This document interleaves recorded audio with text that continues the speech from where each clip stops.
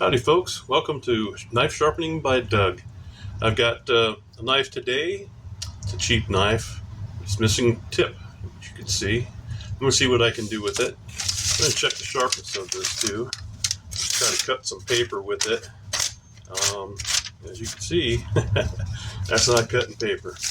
So I'll be right back as soon as I get done with this and show you what it can do. Hi, I'm back. I know that was like a second for you, but it took a few minutes for me to do this. I wanted to show you this knife. We got it sharpened. We got a pointy tip on there, nice and pointy. There we go. Let me show you on the other side here. Let's see. There we go.